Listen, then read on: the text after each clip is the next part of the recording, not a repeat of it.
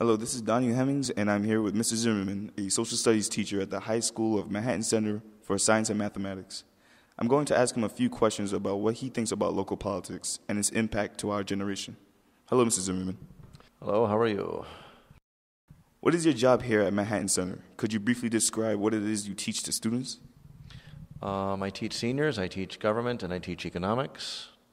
So we'll go over, in terms of the government, we'll go over local, state, federal, international. I usually put in some British politics. And in the economics, if it involves money, hopefully we cover it. So on a scale from 1 to 10, how much would you say you know about local politics? Why would you give yourself such a score? I'm going to give myself a 10.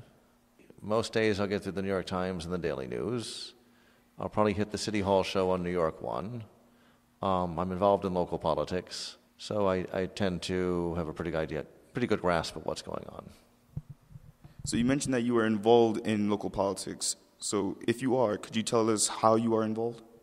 I'm in a couple of different political clubs out in Jackson Heights and Queens, recently working on now Councilman Danny Drum's campaign. So that was interesting. That was this past fall. So just involved, like I said, political clubs, getting involved in different campaigns around town. And what is it that these campaigns do? Well, you're trying to get out and get your particular candidate elected. Going door to door, ringing doorbells, handing out pamphlets, making phone calls, anything to try to get people out to vote, number one, and obviously, hopefully, to vote for your person. Well, our team, Team Teagle that is making a diligent effort in getting a local politics course into high schools so that the youth or upcoming generations can be involved more in local politics and in their neighborhoods. Do you find incorporating a local politics curriculum in public high schools to be beneficial to students or, more importantly, our economy?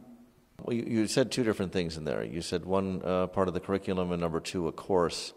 I don't think you'd necessarily be able to have room to have a course, especially with the particular budget cuts that are coming down.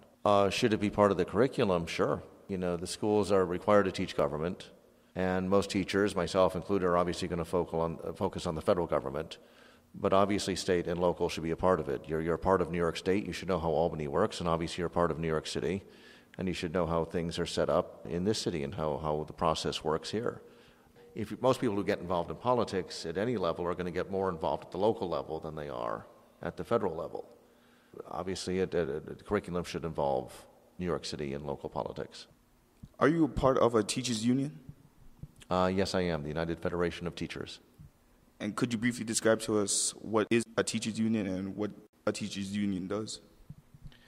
The union was founded back in the 60s primarily to help out the teachers in terms of salary, in terms of jobs. You had principals who would just fire whomever they didn't like, including for political reasons.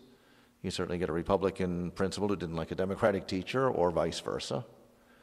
Today, the union is going to work on behalf of making sure that if a teacher is charged with something, that there's certain rights there, certain protections. You've certainly got the health benefits and other things. They'll negotiate with the city for salaries and different fringe benefits that come with the job.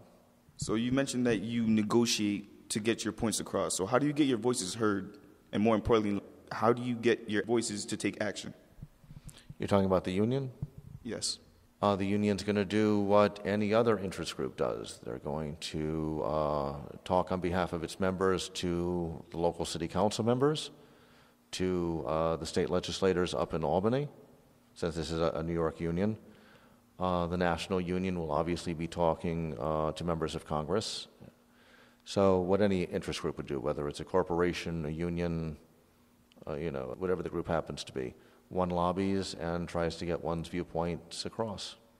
Do you have any tips as to how we can get a local politics curriculum or course into public high schools? Just what I mentioned with the UFT.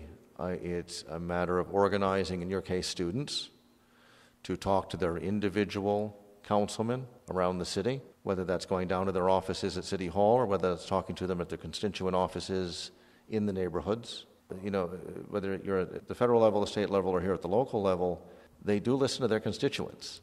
They start getting a letter campaign going, or they start getting people coming to the office. This is something we want to work on. Obviously, it's organizing students to also have probably a letter writing campaign, as well as face-to-face contact with Joel Klein, the school's chancellor, and talking to him about implementing this and his people that work for him. So between going to the City Council and going to DOE, the Department of Education, that would be the way to go about trying to enact what you're proposing. Thank you, Mr. Zimmerman, for your time and patience, because our team really does appreciate it. Thank you.